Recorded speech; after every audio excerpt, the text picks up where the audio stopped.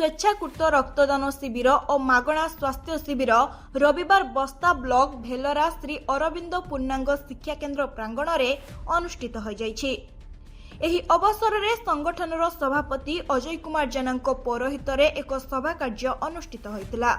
मुख्य अतिथि अतिरिक्त आरक्षी अधीक्षक मानस देव, सम्मानित अतिथि जलेश्वर तहसीलदार सत्यजित महांती, मुख्य वक्ता अष्टार प्राक्तन संपादक इंदु माधव महांती, अन्यतम अतिथि स्थानीय सरपंच दुर्गाराणी जेना, हेल्प फॉर यू फाउंडेशन सभापति मानस धल, जिला रक्तदाता संघ सभापति कमल चक्रवर्ती, शिक्षक भवशंकर मजुमदार, उक्त विद्यालयर अध्यक्ष सत्यजित उपाध्याय, गौरीशंकर जेना, संयुक्त प्रधान, गंगा नारायण प्रधान प्रमुख जगदेई संगठनर उत्तर कामना करी सह किपरि संगठन आगकू अधिकरु अधिक लोकंक पाखरे पहुंची पारिबो और संगठनर समस्त कार्यक्रम को भूरी भूरी प्रशंसा करिथिले।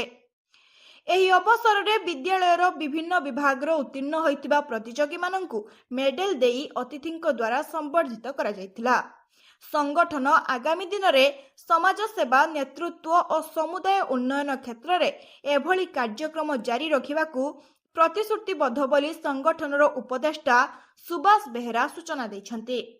कार्यक्रम में अतिथि परिचय और मंच परिचालना समाजसेवी रविंद्र कुमार भंज करथिबा बेले संगठनर संपादिका रंजिता पात्र धन्यवाद अर्पण करथिले।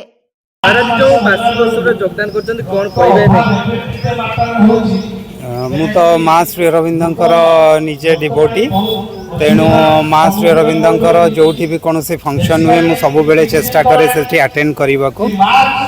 तो माँ श्री अरविंदर टीचिंग्स हूँ गोटे बहुत होलसम टीचिंग्स।